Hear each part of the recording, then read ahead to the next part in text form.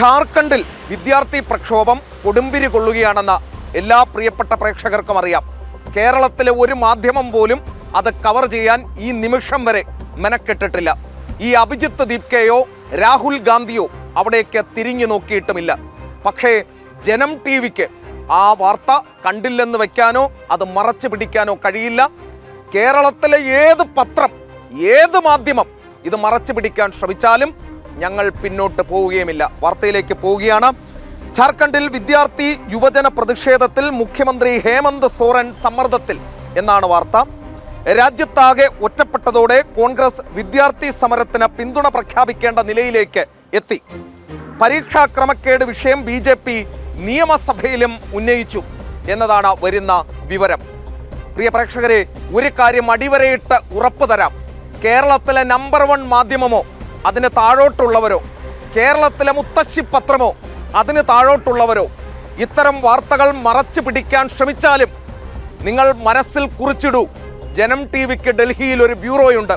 അവിടെ ഞങ്ങളെപ്പോലെയുള്ള മാധ്യമ പ്രവർത്തകരുണ്ട്. നിങ്ങളുടെ കണ്ണും കാതുമായി ഡൽഹിയിൽ ഞങ്ങളുണ്ടാകും എന്നും ഈ വാർത്ത നിങ്ങളിലേക്ക് എത്തിക്കാൻ. വാർത്തയിലേക്ക്.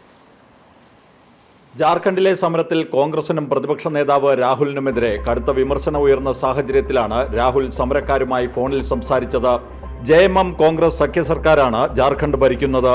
ഈ സാഹചര്യത്തിൽ കോൺഗ്രസ് സമരത്തെ പിന്തുണച്ചതോടെ മുഖ്യമന്ത്രി ഹേമന്ത് സോറൻ കടുത്ത സമ്മർദ്ദത്തിലായിരിക്കുകയാണ്. ജാർഖണ്ഡിലെ പരീക്ഷാക്രമക്കേട് വിഷയം BJP നിയമസഭയിൽ ഉന്നയിച്ചു. 14-ാം ദിവസത്തിലെത്തിയ പ്രതിഷേധത്തിൽ ഉടൻ സംസ്ഥാന സർക്കാരുമായി വിദ്യാർത്ഥികൾ ചർച്ച നടത്തിയേക്കും. നിരാഹാരമിരുന്ന ഒരു വിദ്യാർത്ഥിയെ ആശുപത്രിയിലേക്ക് മാറ്റി. ജാർഖണ്ഡിൽ പ്രതിഷേധിക്കുന്ന വിദ്യാർത്ഥികൾക്ക് ഭക്ഷണം വിളമ്പാൻ ഉത്തർപ്രദേശ് സ്വദേശിയായ ജുനൈദ് എത്തി. ജന്തർമന്ദറിൽ ഭക്ഷണം വിതരണം ചെയ്തതിന് ജുനൈദ് പോലീസ് നടപടി നേരിട്ടിരുന്നു. ഇതിനിടെ സ്വാതന്ത്ര്യദിന പ്രസംഗത്തിൽ രാജ്യത്തെ യുവാക്കളെ പ്രധാനമന്ത്രി പ്രത്യേകമായി അഭിസംബോധന ചെയ്യണമെന്ന് കോക്രോച്ച് ജനതാ പാർട്ടി ആവശ്യപ്പെട്ടു.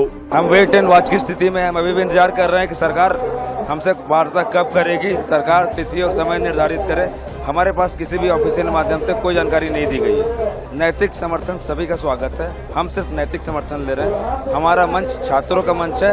किसी भी राजनीतिक दल का जो हमारा नैतिक समर्थन करना चाहते हैं, स्वागत. डे 1 से ही हमारा स्टैंड क्लियर है कि छात्रों का मंच है, छात्रों का ही रहेगा.